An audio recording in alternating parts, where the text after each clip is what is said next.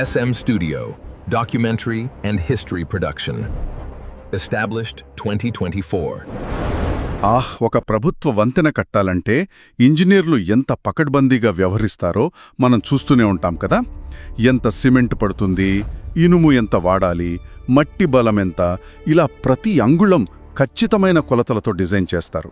అవును, ఖచ్చితంగా. గాలిలో లెక్కలేసి ఏ ప్రభుత్వము వంతెనలు కట్టదు. కరెక్ట్.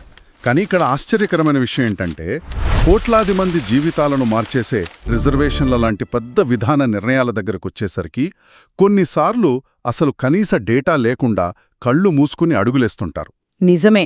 మనం ఈరోజు చెయ్యబోయే ఈ లోతైన విశ్లేషణకు ప్రధాన కారణం కూడా అదే. కేవలం శాస్త్రీయ డేటా లేకపోవడం వల్ల ఒక సామాజిక వర్గం తమ హక్కుల కోసం ఏళ్ల తరబడి ఎలా నష్టపోయిందో మనం ఈరోజు చర్చిద్దాం. అవును, ఈరోజు మన దగ్గరున్న ఆధారాలు చాలా ఆసక్తికరంగా ఉన్నాయి. 1970 నాటి అనంతరామన్ కమిషన్ నివేదిక, 2009 నాటి ప్రభుత్వ ఉత్తర్వులు అంటే జీవో 15 మరియు 16, ఆ తర్వాత ఉమ్మడి ఆంధ్రప్రదేశ్ హైకోర్టు ఇచ్చిన తీర్పు. వీటికి తోడుగా ఈ మధ్యే వచ్చిన 2024 తెలంగాణ సమగ్ర సర్వే నివేదిక కూడా మన దగ్గరుంది. ఈ పత్రాలన్నీ పరిశీలిస్తే అసలు ముదిరాజ్ వర్గాన్ని బీసీ-డి నుండి బీసీ-ఏకు మారుస్తూ 2009లో తీసుకున్న నిర్ణయం కోర్టులో ఎందుకు వీగిపోయిందో స్పష్టంగా అర్థమవుతుంది. అంటే ఇక్కడ వినేవాళ్లకి ఒక విషయం ముందుగానే స్పష్టం చేయాలి. ఈ డాక్యుమెంట్స్లో ఉన్న రాజకీయ కోణాలను మనం పూర్తిగా పక్కనబెట్టేస్తున్నాం. మనం ఎవరి పక్షం వహించడం లేదు.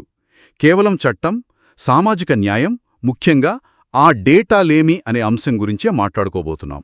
ఖచ్చితంగా. ఇప్పుడు అసలు కథ అర్థం కావాలంటే మనం నేరుగా 2009కి వెళ్ళకూడదు. కొంచెం వెనక్కి, అంటే 1970 నాటి అనంతరామన్ కమిషన్ నివేదికను చూడాలి.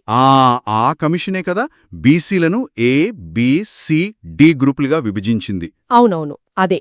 ఆ నివేదిక ఆధారంగానే జనాభా, సామాజిక స్థితిగతులను బట్టి ఆ 4 గ్రూపులు చేశారు. అందులో ఈ ముదిరాజ్, ముత్రాసి, తెనుగోళ్లు అనే వర్గాలను గ్రూప్ డిలో చేర్చారు. గ్రూప్ డి అంటే సాధారణంగా ఇతర వెనుకబడిన వర్గాలు ఉండే విభాగం కదా. కరెక్ట్. కానీ ఇక్కడ మనం గమనించాల్సింది గ్రూప్ ఏ గురించి. ఈ గ్రూప్ ఏలో ఎవరంటే సంచార జాతులు, స్థిర నివాసం లేకుండా గిరిజన జీవనశైలిని పోలి ఉండే అత్యంత అట్టడుగు వర్గాల వారుంటారు. వారికి కేటాయించిన రిజర్వేషన్ కేవలం 7% మాత్రమే. ఓహో, కేవలం 7%? అంటే అది చాలా చిన్న కోట అన్నమాట. అవును.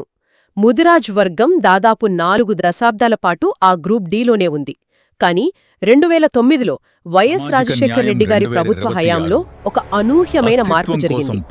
బీసీ కమిషన్ సిఫార్సుల మేరకు ముదిరాజ్ వర్గాన్ని ఒకేసారి గ్రూప్ డి నుండి గ్రూప్ ఏలో 1వ క్రమసంఖ్యకు మారుస్తూ ఫిబ్రవరి 19న జీవో 15 జారీ చేశారు. ఒక్క నిమిషం, ఇక్కడే నాకు పెద్ద డౌట్ వస్తుంది. 40 ఏళ్ల పాటు ఒక గ్రూప్లో ఉన్నవాళ్లని అకస్మాత్తుగా ఎక్కడ ఉన్న గ్రూప్ ఏలోకి ఎందుకు మార్చారు? అసలు దానికి ప్రాతిపదికేంటి? డాక్యుమెంట్స్లోని తేదీలు చూస్తుంటే చాలా ఆశ్చర్యంగా ఉంది. ఆదరాబాదరగా జరిగిందో అర్థమవుతోంది. జనవరి 3, 2009న బీసీ కమిషన్ దీని మీద నోటిఫికేషన్ ఇచ్చింది. అది పత్రికల్లో వచ్చింది జనవరి 18న. అంటే కేవలం కొన్ని రోజుల వ్యవధిలోనేనా? అవును. జనవరి 29న పబ్లిక్ హియరింగ్ పెట్టారు. ఇక ఫిబ్రవరి 5 కల్లా ప్రభుత్వానికి తుది నివేదికిచ్చేశారు. అమ్మో, ఇంత పెద్ద సామాజిక మార్పుకి కేవలం నెల రోజుల సమయం కూడా తీసుకోలేదా? అభ్యంతరాలు చెప్పేవాళ్ల పరిస్థితేంటి? అదే ఇక్కడ అసలు సమస్య. ఈ మార్పు వల్ల నష్టపోతామని భావించిన వాళ్లు, అయ్యా మాకు కనీసం ఫిబ్రవరి 15 వరకైనా సమయం ఇవ్వండి అని అడిగారు. కానీ కమిషన్ ఒప్పుకోలేదు. అంటే సహజ న్యాయ సూత్రాలకు పూర్తిగా విరుద్ధంగా జరిగిందనమాట. ఎవరైనా నష్టపోతున్నారంటే వాళ్ల వాదన వినాలి కదా. ఖచ్చితంగా. కనీస నిబంధనలు పాటించకుండానే ఆ నిర్ణయం తీసేసుకున్నారు. దీన్ని కాస్త విడమర్చి చూద్దాం. నాకొక ఉదాహరణ గుర్తొస్తుంది. ఒక చిన్న గది ఉంది. దాని కెపాసిటీ కేవలం 7%. అందులో అప్పటికే చాలా సున్నితమైన జింకల లాంటి సంచార జాతులున్నాయి. అవును. అకస్మాత్తుగా ఒకరోజు 1 కోటి మందికి పైగా జనాభా ఉన్న ఏనుగులాంటి ఒక సామాజిక వర్గాన్ని తీసుకొచ్చి ఎలాంటి ప్లాన్ లేకుండా ఆ చిన్న గదిలోకి నెట్టేస్తే ఎలా ఉంటుందో అలా ఉంది ఈ వ్యవహారం. భలే చెప్పారు. అసలు ఆ గదిలో ఉన్నవాళ్ల పరిస్థితి ఏమవుతుందన్న కనీస అధ్యయనం కూడా జరిగినట్లు ఎక్కడా రికార్డులో లేదు. అవును. మరి ఈ హడావుడి నిర్ణయం తర్వాత ఏం జరిగింది? కోర్టులో ఎందుకు వీగిపోయింది? ఆ హడావుడే ప్రభుత్వానికి అతిపెద్ద ఎదురుదెబ్బ తగిలేలా చేసింది. నవంబర్ 2009లో హైకోర్టు ఈ జీవో 15ను పూర్తిగా కొట్టివేసింది. దానికి కోర్టు చెప్పిన ఒకే ఒక్క పదం, శాస్త్రీయ ఆధారాలు లేవు. శాస్త్రీయ ఆధారాలు అంటే సైంటిఫిక్ డేటా కదా? అవును, సమకాలీన సామాజిక ఆర్థిక వివరాలు ఎక్కడా సేకరించలేదని కోర్టు తేల్చి చెప్పింది. అసలు క్షేత్రస్థాయిలో సర్వే జరగలేదు, జనాభా లెక్కలు లేవు, కేవలం పైపైన అంచనాలతో ఇంత పెద్ద నిర్ణయం తీసుకున్నారని కోర్టు తప్పుబట్టింది. కోర్టుల దృష్టిలో ఉద్దేశం ముఖ్యం కాదు, ఆధారమే ముఖ్యం. వాళ్ళొకప్పుడు వేట లేదా చేపలు పట్టేవారు కదా, కాబట్టి వెనుకబడే ఉంటారు అనే పాత చరిత్రను బట్టి రిజర్వేషన్లు మార్చలేం. అంటే ప్రెజెంట్ సిచ్యువేషన్లో వాళ్ళ పరిస్థితి ఏంటో చెప్పాలన్నమాట. అవును, వాళ్ల విద్యాస్థాయి ఏంటి, ఉద్యోగాల్లో ప్రాతినిధ్యం ఎలా ఉంది, ఇలాంటి ఎంపిరికల్ డేటా లేకపోవడం వల్లే కోర్టు దీన్ని ఆర్బిట్రరీ నిర్ణయంగా, అంటే ఏకపక్ష నిర్ణయంగా భావించింది. అర్థమైంది. డేటా లేకుండా నిర్ణయం తీసుకోవడం ఒక సమస్య అయితే, ఆ డేటా లేకపోవడం వల్ల కోర్టు కూడా ఒక తప్పుడు అంచనాకు రావాల్సి వచ్చింది కదా. ఈ డాక్యుమెంట్స్లో ఉన్నట్లు ముదిరాజ్ వర్గాన్ని కోర్టు తులనాత్మకంగా సంపన్నమైనది అని భావించిందట. నిజమే. అది చాలా పెద్ద ట్రాజడీ. ఆ టైంలో ఖచ్చితమైన డేటా లేకపోవడం వల్ల అందుబాటులో ఉన్న పాత రికార్డులను బట్టి కోర్టేమనుకుందంటే, వీరికి సొంత ఇల్లు ఉన్నాయి, కొంత వ్యవసాయ భూమి ఉంది, కాబట్టి వీరు కొంత మెరుగైన స్థితిలో ఉన్నారు అని భావించింది. అంటే అసలు వాస్తవ పరిస్థితి తెలియక కోర్టు కూడా ఆ అపోహపడిందన్నమాట. అవును, అలాంటి పెద్ద సామాజిక వర్గాన్ని తీసుకెళ్లి కనీస స్థిర నివాసం కూడా లేని అగ్నికుల క్షత్రియులు లేదా సంచార జాతులతో కలపడమంటే అసమానులను సమానులుగా చూడటమే అని న్యాయస్థానం స్పష్టం చేసింది. ఇక్కడే ఆ దామాషా సూత్రం అంటే ప్రపోర్షనాలిటీ గురించి కూడా మాట్లాడాలి మనం. అప్పటికే ఆ 7% రిజర్వేషన్లో బతుకుతున్న చిన్న జాతుల్లోకి ఈ 1 కోటి మందిని తెచ్చినప్పుడు కనీసం కోటైనా పెంచాలి గదా. అదే కోర్టు కూడా అడిగింది. ఇంత పెద్ద జనాభాను తెచ్చినప్పుడు రిజర్వేషన్ శాతాన్ని దానికి తగ్గట్టు పెంచాలి కదా అని. అలా చెయ్యకపోతే ముందునుంచి ఉన్న అత్యంత వెనుకబడిన వర్గాలకు తీవ్ర అన్యాయం జరుగుతోంది. ఖచ్చితంగా. దీని తర్వాత ఈ కేసు సుప్రీంకోర్టు కూడా వెళ్ళింది కదా 2010లో. అక్కడ జస్టిస్ కపాడియా గారి ధర్మాసనం విచారణ జరిపింది. ఆయన చేసిన వ్యాఖ్యలు చాలా ముఖ్యమైనవి అంటారు. ఎందుకు? ఎందుకంటే ఆయన ఈ హైకోర్టు తీర్పుపై స్టే ఇవ్వడానికి ససేమిరా అన్నారు. ఒకవేళ స్టే ఇచ్చి ఆ కొత్త రిజర్వేషన్తో అడ్మిషన్లు, ఉద్యోగాలు ఇస్తే రేపు పొద్దున్న ఆ జీవో తప్పని తేలితే పరిస్థితేంటి అని ఆయన అడిగాడు. చాలా లాజికల్ పాయింట్ అది.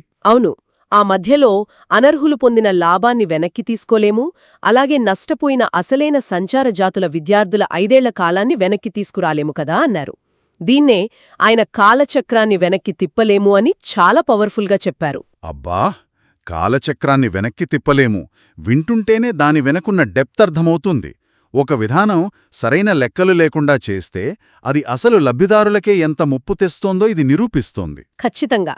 కానీ ఇక్కడే అసలు కథ ఊహించని మలుపు తిరుగుతుంది. 2009లో డేటా లేదు కాబట్టి వాళ్ళు సంపన్నులు అనుకున్నారు. మరి 17 ఏళ్ల తర్వాత అంటే 2024లో నిజంగానే ఒక సైంటిఫిక్ డేటా బయటకొచ్చింది కదా. అప్పుడు ఏం తెలిసింది? అప్పుడే అసలు చేదు నిజం బయటపడింది.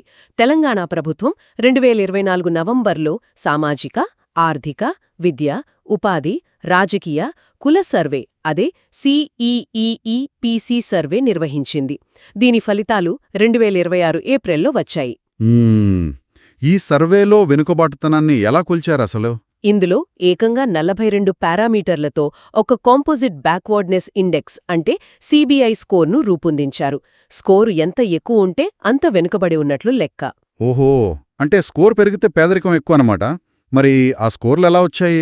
రాష్ట్ర సగటు వెనుకబాటుతనం స్కోరు 81గా తేలింది. సాధారణ బీసీల స్కోరు 86. కానీ ఆశ్చర్యకరంగా ముదిరాజ్ వర్గం స్కోర్ ఏకంగా 94గా నమోదైంది. 94గా? అంటే దీని అర్థం వాళ్ళు రాష్ట్ర సగటు కంటే మరియు మిగతా బీసీల కంటే కూడా అత్యంత దారుణమైన వెనుకబాటుతనంలో ఉన్నారనా? అవును, శాస్త్రీయంగా ఇదే నిరూపితమైంది.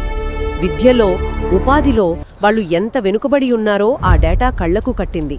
ఉదాహరణకు, యువత ఇంగ్లీష్ మీడియం చదువుల విషయానికొస్తే ఇతర బీసీల్లో అది 75% ఉంటే వీరిలో కేవలం 30% మాత్రమే ఉంది. Mind blowing. అంటే 2009లో సరైన డేటా లేకపోవటం వల్ల కోర్టు వాళ్ళని సంపన్నులనుకుని ఎంత పెద్ద పొరపాటు పడిందో కదా.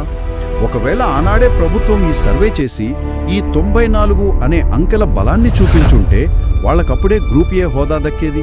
అదే కదా అసలైన ట్రాజెడీ.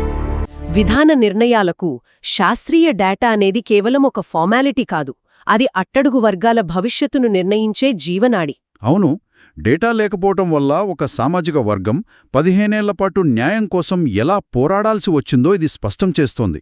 ఇక్కడే వినేవాళ్లు ఆలోచించాలి, మన ప్రభుత్వాలు ఎందుకిలాంటి కీలక డేటాను ఎప్పటికప్పుడు సేకరించవని. ఓటు బ్యాంకు రాజకీయాల కోసం హడావుడి నిర్ణయాలు తీసుకోవటం సులువే, కాని కోర్టులో నిలబడాలంటే ఖచ్చితమైన అంకెల బలం ఉండాలి. నాయకుల ప్రకటనలను కోర్టుల నమ్మవు కదా. నిజమే. ఒక సమాజాన్ని ఉద్ధరించాలంటే వాళ్ళ ఆర్థిక స్థితి ఏంటి, జనాభా ఏంటి అనే ఎంపిరికల్ ఎవిడెన్స్ ఉండాలి. మనం జీవిస్తున్నది డేటా యుగంలో. అయితే ఈ సర్వే పత్రాల్లోనే నాకు తెలిసినంతవరకు మరొక ఆశ్చర్యకరమైన విషయం కూడా వెల్లడైంది కదా. అవును, మీరు చెప్పింది కరెక్టే. ఈ 2024 సర్వే డేటా చూశాక రేపటి తరాల రిజర్వేషన్ల మీద ఒక పెద్ద చర్చ మొదలయ్యేలా ఉంది. ఎందుకంటే సుమారు 12 లక్షల మంది, ముఖ్యంగా హైదరాబాద్ లాంటి నగరాల్లోని ఐటీ రంగం వారు తమకు ఏ కులమూ లేదు అంటే నో క్యాస్ట్ అని ప్రకటించుకున్నారు. 12 లక్షల మందా నో క్యాస్ట్ అని చెప్పారా? వామ్మో, మరి వాళ్ల పరిస్థితి ఏంటి? వెనుకబాటుతనం స్కోర్ ఎలా ఉంది? ఇక్కడే పెద్ద ట్విస్ట్ ఉంది. వీళ్ల వెనుకబాటుతనం స్కోర్ కేవలం 48 మాత్రమే. ఓహో, అంటే వాళ్ళు సామాజికంగా ఆర్థికంగా అత్యంత మెరుగైన స్థితిలో ఉన్నారన్నమాట. అవును, కాని ఆశ్చర్యకరంగా వీరిలో 43% మంది దగ్గర ఇంకా కుల ధృవీకరణ పత్రాలు అంటే క్యాస్ట్ సర్టిఫికెట్లున్నాయి. వేట్, నిజంగానా? ఒకవైపు ముదిరాజ్ లాంటి వర్గాలు కులం పేరుతో గుర్తింపు కోరుతూ తమ వెనుకబాటును నిరూపించుకోవడానికి లక్షలాది మంది పోరాడుతుంటే, అవును, మరోవైపు పట్టణీకరణ వల్ల కులాలకు అతీతంగా ఎదిగి ఆర్థికంగా బలపడిన ఈ కొత్త నో క్యాస్ట్ వర్గం దగ్గర ఇంకా సర్టిఫికెట్లుండటం. ఇది రాబోయే రోజుల్లో రిజర్వేషన్ విధానాలకు ఎలాంటి సవాళ్లు విసరబోతుందన్నది నిజంగా ఆలోచించాల్సిన విషయం. అంటే భవిష్యత్తులో ఈ చారిత్రక కులాల ఆధారంగా కాకుండా కేవలం ప్రజల ప్రస్తుత ఆర్థిక సామాజిక సూచల ఆధారంగానే నేరుగా రిజర్వేషన్లు ఇచ్చే పరిస్థితి వస్తుందా? అదే చాలామందికి వస్తున్న సందేహం. సమాజం మారుతోంది, దాంతోపాటే కొలమానాలు కూడా మారాల్సి ఉంటుంది. ఖచ్చితంగా. సరైన డేటా లేకపోతే సమాజానికి ఎంత నష్టం జరుగుతుందో ఈ ఎపిసోడ్ ద్వారా స్పష్టంగా అర్థమైంది. ఈ కొత్త నో క్యాస్ట్ వర్గం రాబోయే రిజర్వేషన్ల మార్పుల గురించి మనందరం లోతుగా ఆలోచించాలి. ఇదండి ఈనాటి మన లోతైన విశ్లేషణ.